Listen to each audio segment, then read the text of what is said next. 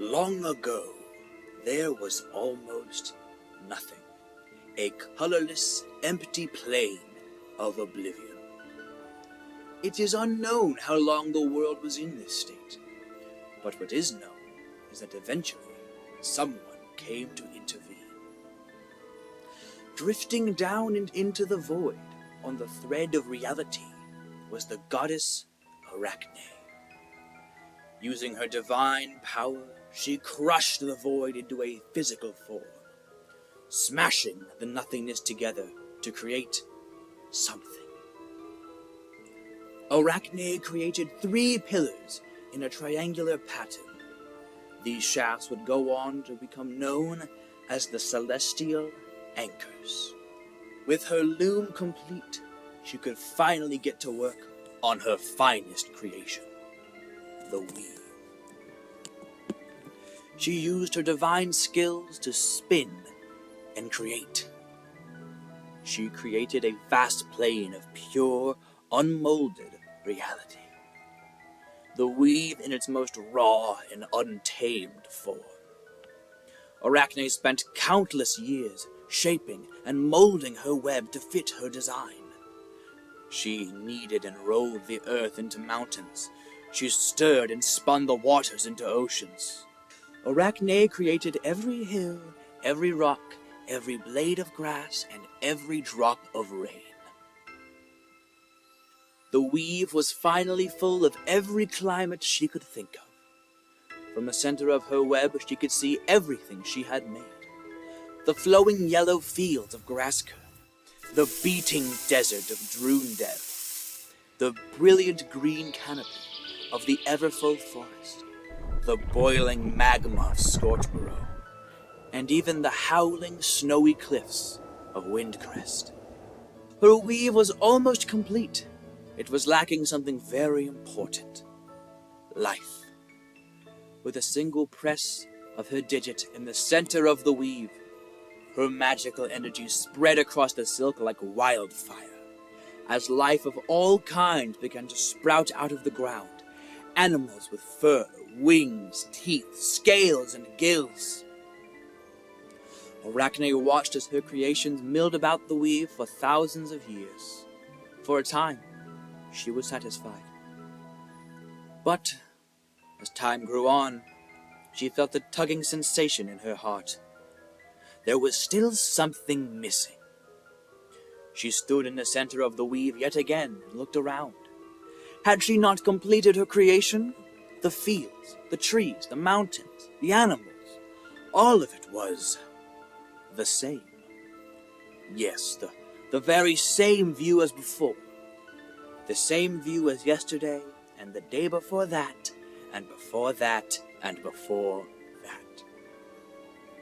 And if she didn't do anything, this world would be the same tomorrow. She needed to create something new. A creature with the capacity for change. She began at once creating a new species in her image. 8-legged creatures with the ability to spin silk. She would call them arachnids. They would be vessels for change. She sent out her creation onto the web and watched them create. The arachnids made vast structures of silk, beautiful webs, burrows in the ground. But it took Arachne only a few thousand years to realize that this was not quite the change she was looking for. The weave was changing now, yes, but in a way she was familiar with.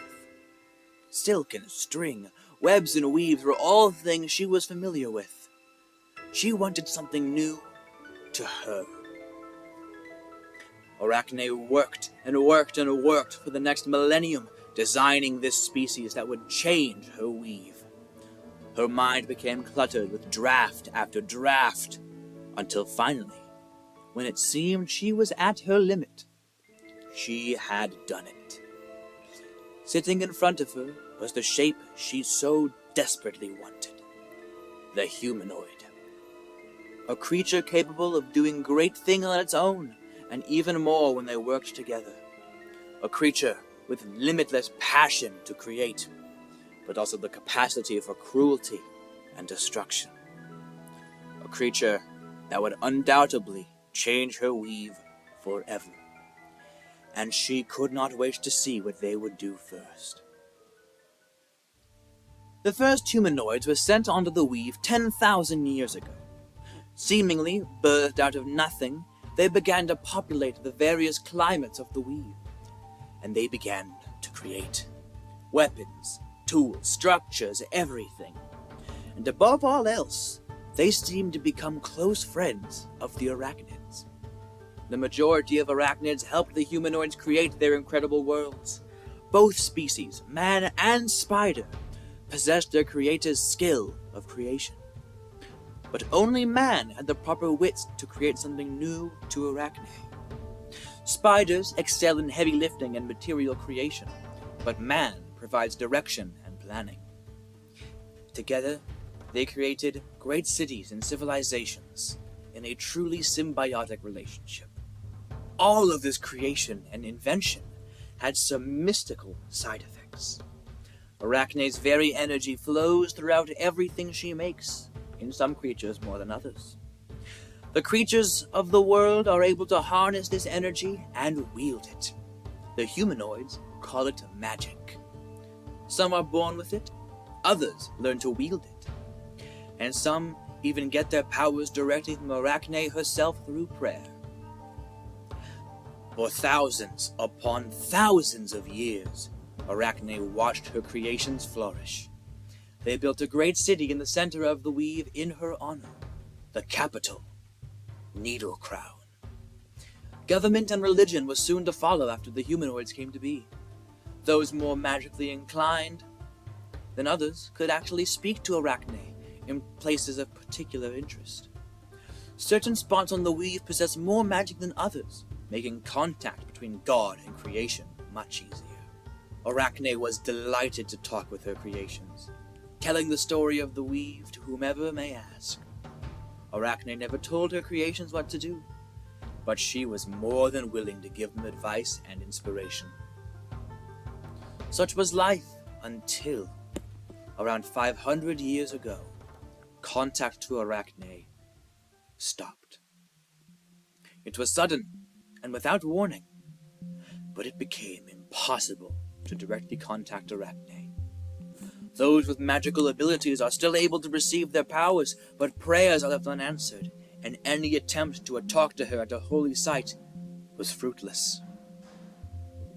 The reason for this, to this day, is unknown. Ever since what became known as the Great Silence, things have not been the same.